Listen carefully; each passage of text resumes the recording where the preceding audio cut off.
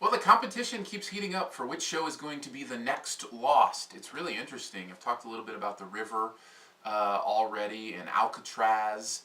And there's still another one coming with Awake that looks really interesting. But today I want to talk about Touch. Now, usually I will give a show 3 episodes before I kind of chime in. But Touch is one of those where they released the pilot much earlier than they're going to start playing the other episodes. And so we've had a chance to see the first episode and kind of get a feel for what this show will be.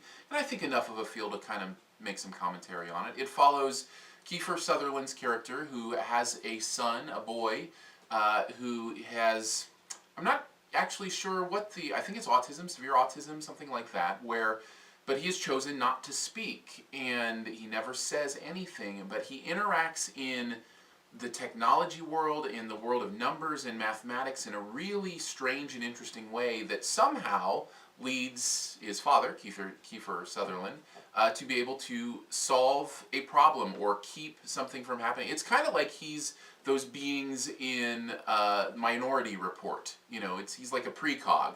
He sees crime before it happens and different things like that. Also, Person of Interest, actually a very similar feel. Another show that kind of wants to be the next Lost. And I think of them, Touch is one that's getting the least amount of buzz. I haven't heard a lot about it, but maybe the best of the bunch so far. I really enjoyed this show, much more than I thought I was going to. I love the mathematics of it. I love the numerology of it. Now, numerology in of itself, it's just kind of this silly thing, but our brains really like to attach significance to insignificant things like numbers. The number 41 is a big number in my life. It was my jersey number in basketball, and since then has kind of popped up in my life, both in seeming accident and also in very much purpose.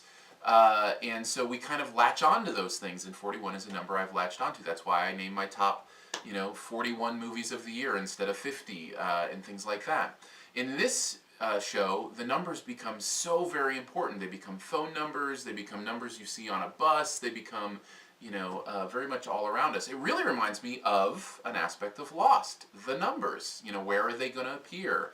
How are you going to find them? And I kind of like that. I kind of like that clue aspect of things. And I like it also because the kid in this show isn't asked to do a lot of acting.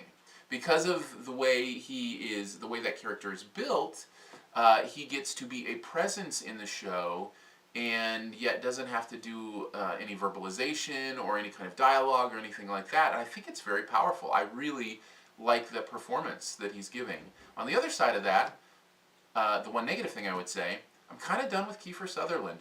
Like, I'm kind of done with his thing. After so many years of 24, you kind of get used to it, and he's kind of playing the same role here. He's a little less, go get 'em killer instinct, chop off people's limbs to get through security, and a little more sensitive father, or trying to be, but it's the same guy. It's the same character, and it's as if he's always a little bit frustrated, flustered, and confused. Just a little bit.